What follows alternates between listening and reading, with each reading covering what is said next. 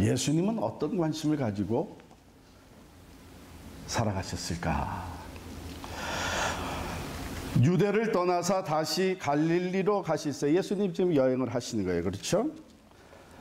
사마리아를 통과하여야 하겠는지라. 이 구절이 당시의 사람들에게는 어떻게 들렸을까요?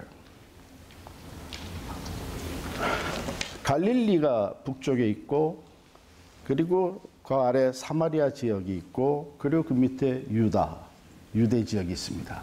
그러니까 유대를 떠나서 다시 갈릴리로 가실새 사마리아를 통과해야 하겠는지라. 그거 당연하지.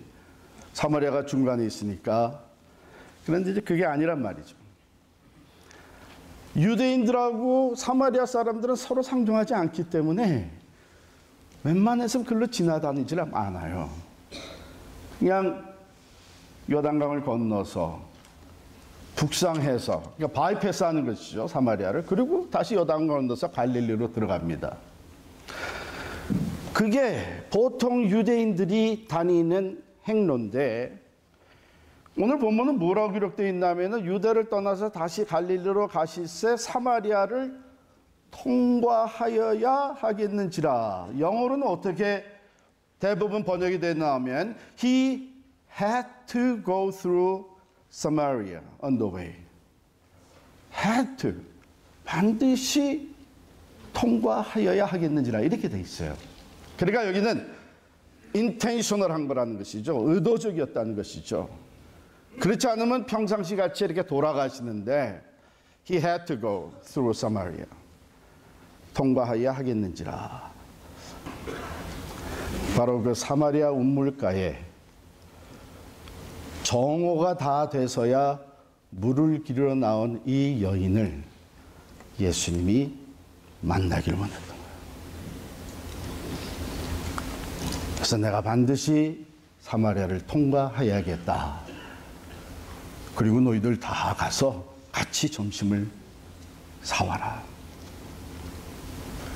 남성네들이 이 대여섯 명이 그냥 거기 다 모여 있으면 물 기르러 나왔던 이 여인이 가까이 오기나 하겠어요? 예수님의 인텐션이 담겨져 있습니다. 그럼 이 사마리아 여인은 어떤 사람이었는가? 우리가 다 읽지는 않았어요. 그러나 4장 1절부터 소개되는 내용을 쭉 훑어봅시다.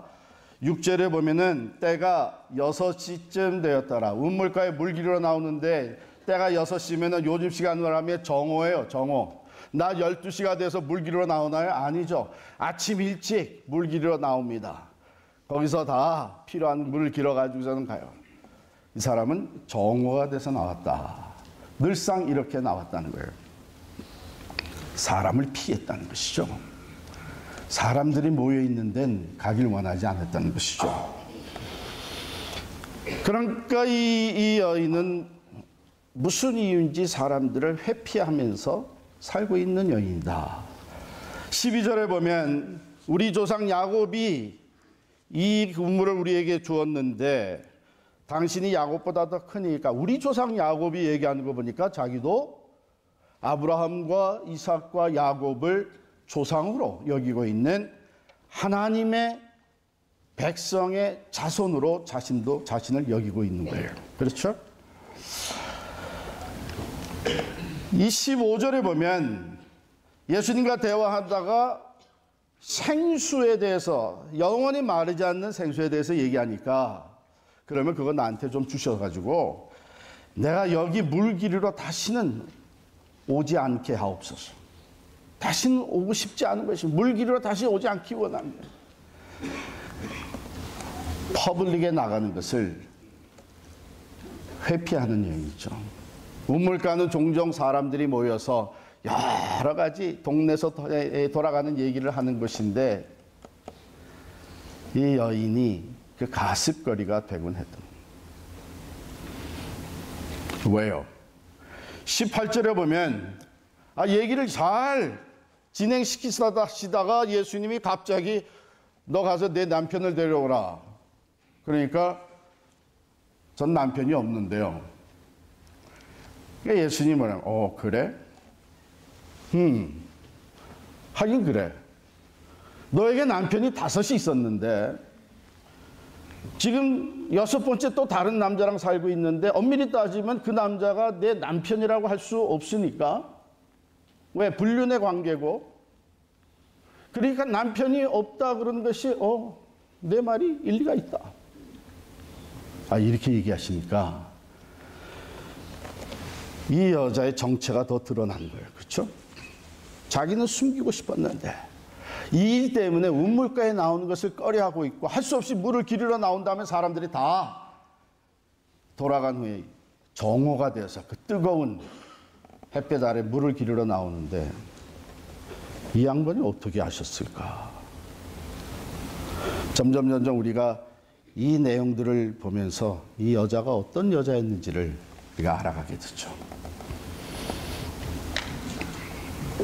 매우 도덕적으로 타락한 여인이었죠. 그 가운데 어쩌면 많은 상처를 입은 여인인 거죠. 사람들에게는 더러운 여자라고 손가락질 받고 정죄받아 내면으로는 자기 혼자 해결하지 못하는 많은 상처와 고통을 안고 살아갑니다. 어쩌면 이런 모든 관계 속에서 옳지 못한 것에 이미 중독이 되어 있는 그런 여인일 수도 있습니다. 그런데 이 여인이 갑자기 얘기의 주제를 바꿉니다. 우리 조상들은 이 산에서 예배하였는데 당신들 유대인들은 예배할 곳이 예루살렘이라고 합니다. 어디서 예배 드리는 것이 바른 예배입니까? 이 질문을 하게 된 이유는 자기가 말도 안 했는데 자기가 누군지 어떤 사람인지 자기의 과거를 다 알고 있는 이분은 어쩌면 선지자가 아니겠느냐 이런 생각이 들어서 예배에 대한 얘기를 합니다. 어떤 사람들은 이 부분에 와서 이 여인이 자기의 죄가 드러나니까 대화의 방향을 바꾸는구나, 피하고 싶어서. 저는 그렇게 생각 안 해요. 왜냐하면 이미 선지자인 것을 이십니다 할 때는 이분이 내가 말 안 해도 나에 대한 것을 다 알고 계시는 능력이 있는 분이라 하는 것을 인정을 한 거예요. 그러면 자기가 그 앞에서 대화를 바꾸고 회피한다고 그게 무슨 소용이 있겠어요? 자기의 속마음을 이제 드러내는 것이죠. 내가 비록 이런 삶을 살아오고 있는 여인이지만 사람들에게 손가락질 받고 정말 나는 껍데기만 있는 더러운 여인같이 보여지지만 나에게도 이 간절함이 있습니다. 하나님 앞에 나가고 싶습니다. 하나님을 예배하고 싶고 하나님 앞에서 내 이 모든 죄를 용서받고 싶은 간절함이 있습니다. 그런데 내가 잘 모르는 것은 어디서 예배해야 진정 하나님이 받으신 예배가 됩니까?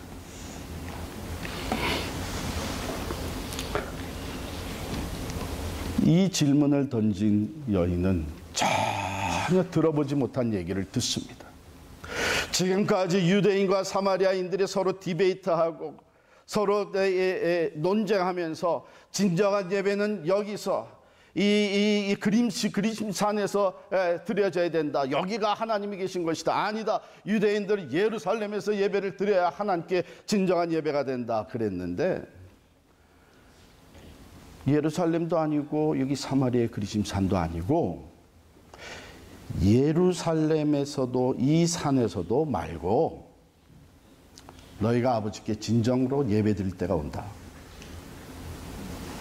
그것은 장소가 중요한 것이 아니고 어떤 마음으로 예배를 드리냐 하는 것이 중요한 것이다. 아버지께 참되게 예배하는 자들은 영과 진리로 예배할 때가 오나니 곧 이때라. 아버지께서는 이렇게 예배하는 자들을 찾으시니라.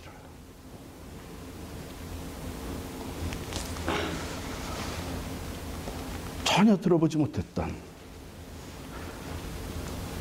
예배의 장소가 중요하다고 생각했던 이 여인이 내가 어디서든지 내가 있는 이 자리에서도 영과 진리로 하나님 앞에 나아가면 하나님이 나를 만나주시고 하나님이 기뻐 받으시는 예배가 되고 하나님은 그런 사람들을 지금 찾고 계시다고 하는 이 메시지를 들은 이 여인은 아직 확신이 없어서 이렇게 얘기를 합니다. 참 놀라운 말씀인데 메시아 곧 그리스도라고 하는 그분이 오시면 모든 것을 우리에게 알려주시겠죠. 여기서 우리는 한 가지 더 이 여인에 대해서 알게 됩니다. 이 여인도 메시아를 기다리고 있었구나. 참 구원을 사모하고 있구나.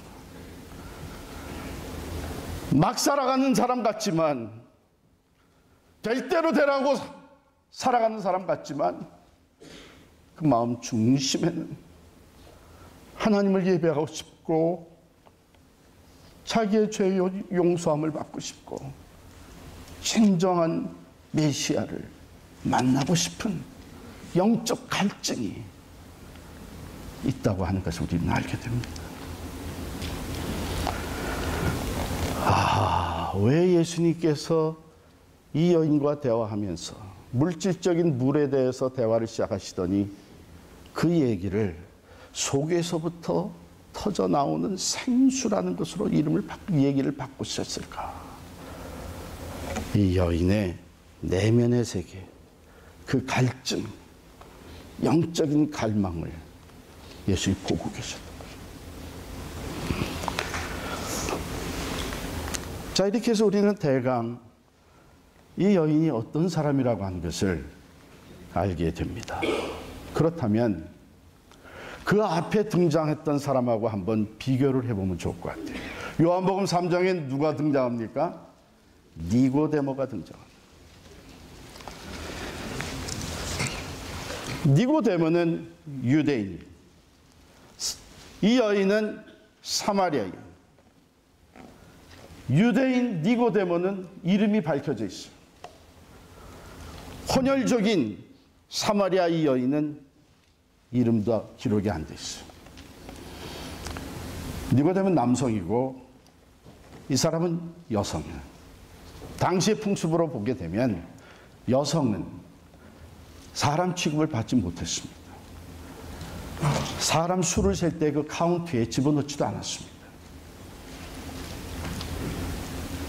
니고데모의 신분을 보게 되면 사내들인의 공회 의원이에요. 바리새인으로서 경건한 사람, 거룩한 사람, 영향력 있는 사람, 존경받는 리더십의 자리에 있는 사내들인 공회 의원이에요. 이 사마리아 여인은 이혼녀, 그것도 5번이나. 남편이 여럿이 있지만 남편이라고 할 만한 사람 하나도 없는 그런 더럽고 타락한 사람들의 눈에 인간 취급을 받지 못했던 여인. 배경을 보게 되면은 니고데모는 높습니다. 교육 수준이 높고 지위가 높고 영향력이 높습니다. 이 여인은 낮고 천한 배경입니다. 배운 것도 없고 가진 것도 없고 오직 죄와 상처투성입니다. 예수님을 찾아온 때를 보게 되면 니고데모는 밤중에 찾아왔고 이 여인은 정오에 찾아왔습니다. 둘 다 사람을 피해서 찾아왔습니다. 대화 속에 아주 중요한 대화가 양쪽에 담겨져 있는데 니고데모하고의 대화 속에서는 거듭남, 본어긴에 대한 대화가 있습니다. 이 사마리아 여인과의 대화 속에서는 참된 예배에 대한 대화가 있습니다.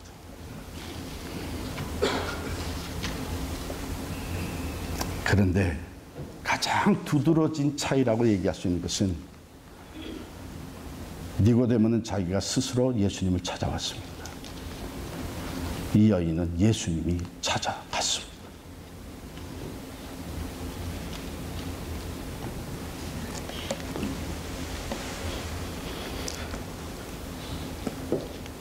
그 결과 둘 다 변화는 되었는데 니고데모는 한참 걸려서 나중에 변화가 됩니다.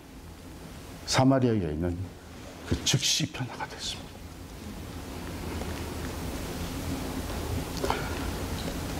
여기서 우리는 잃어버린 영혼을 만나주시는 예수님을 대하게 되는데요. 누구나 다 남녀노소 빈부귀천 상관없이 누구나 다 만나주시는데 스스로 얼굴을 들고 나올 수 없는, 사람들을 피해서 살고 자기 자신을 저주하면서 살고 차라리 생수라도 얻게 되면은 이 우물가에조차 나는 나오지 않고 집안에 처박혀서 살고 싶다고 하는 이 여인. 어쩌면 이 여인뿐만은 아니죠. 우리 주변에 자기 자신의 모습으로 인해서 스스로도 용서할 수 없는 더럽고 추한 죄인된 자신의 모습으로 인해서 사람들이 많은 것은 기피하게 되고, 교회라는 것도 가고 싶은 마음이 때로 있어도 거기는 경건하고 거룩한 사람들이 모이는 자리라는 생각에 나오지도 못하고, 그런 사람들이 우리 주변에도 얼마든지 있습니다. 그런데 예수님은 그런 사람들을 찾아가십니다.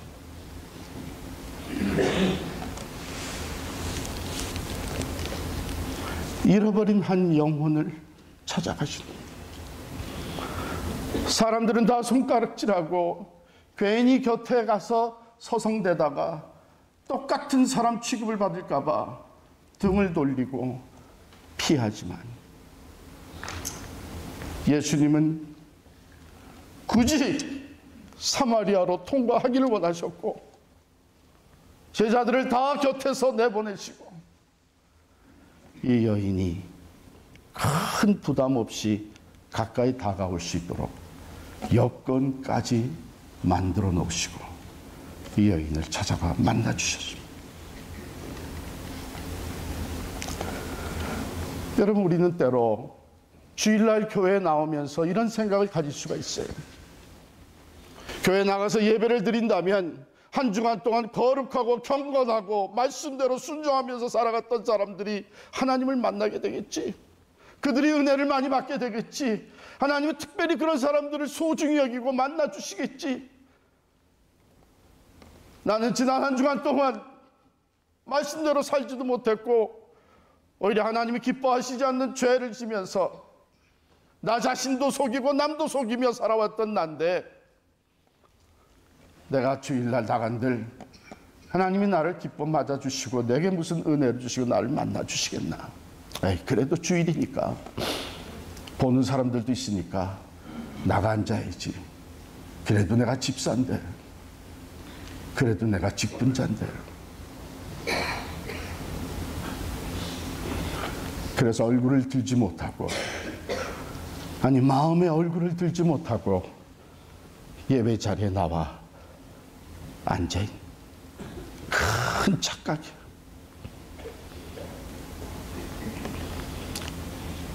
예수님은 오히려 그런 사람들을, 나는 하나님 앞에 나아갈 수조차 없는 죄인이라고 하는 마음으로 머리 숙이고 나오는 자들을 먼저 찾아가 만나 주시는 줄 믿습니다.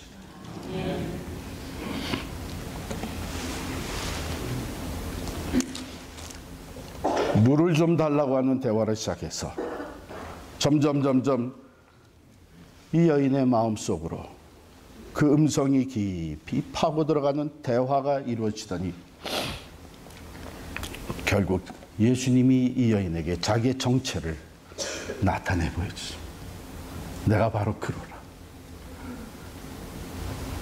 예수를, 메시아를 기다리던 구세주를 만난 것이 이 여인이 찾아가서가 아니라 예수님이 찾아오셨다.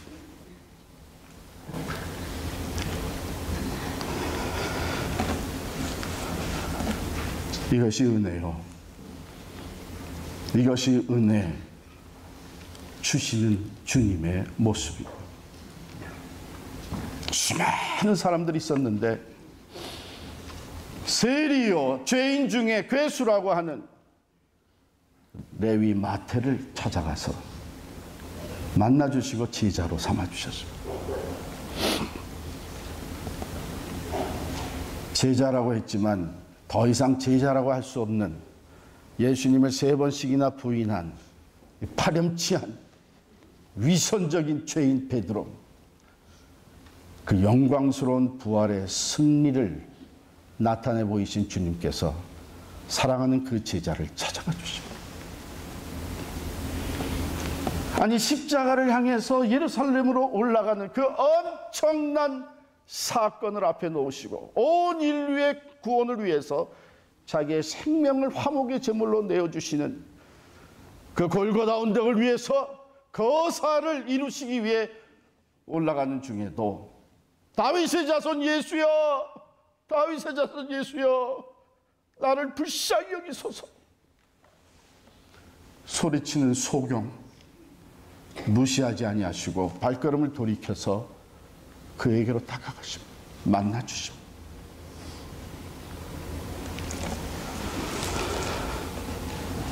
이것이 잃어버린 한 영혼을 찾아오신 예수님의 모습입니다. 나는 의인을 찾아온 것이 아니라 죄인을 찾아 구원하러 왔노라. 양 99마리나 되는 것을 그냥 들에 놔두고 잃어버린 한 양말 한 마리의 양을 찾아 나서는 목자가 예수님의 모습이고, 오늘 우리들이 그 예수님의 몸을 이루고 있습니다. 그렇다면 무슨 얘기예요? 그 예수님의 몸이 된 우리들이 이 잃어버린 한 영혼을 찾아가기를 원하시는 예수님의 부르심에, 예수님의 마음에 응답해야 되는 것입니다.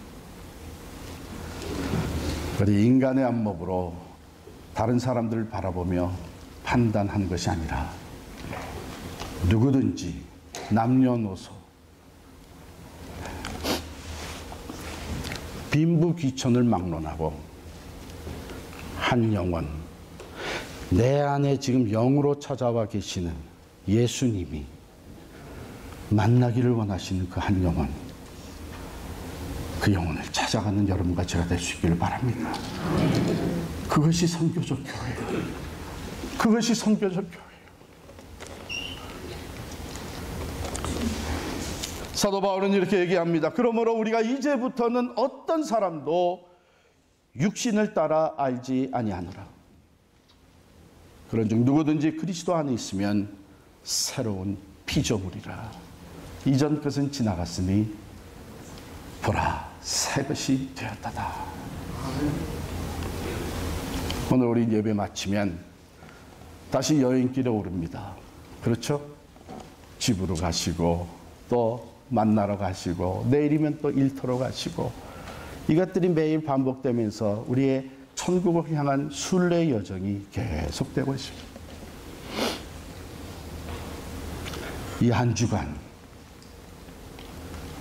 잃어버린 한 영혼을 품고 찾아갈 수 있는, 그래서 10분이라도 30분이라도, 아니 인텐셔널리 의도적으로 내가 시간을 내어서 하루 그리고 또 하루 찾아가 만나주며 온 천하보다도 주님이 귀하게 여시는 잃어버린 한 영혼을 주님 앞으로 인도하는 여러분과 제가 될 수 있기를 간절히 축원합니다.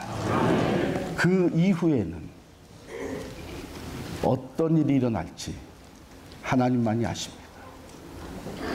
손가락질 받고 정죄받고 타락하고 더럽다고 여겨지던 이 사마리아 여인은 사마리아 땅에 복음이 전파되는 데에 가장 먼저 가장 크게 쓰임받은 이벤젤리스트가, 전도자가 된 것입니다. 오직 한 영혼을 그리스도의 마음으로 사랑하고 그 잃어버린 영혼을 찾아갈 때에 우리가 상상하지도 못하는 하나님의 놀라운 역사가 우리의 삶 속에, 그의 삶 속에, 그 주변에 많은 사람들의 삶 속에 펼쳐지게 될지를 믿습니다.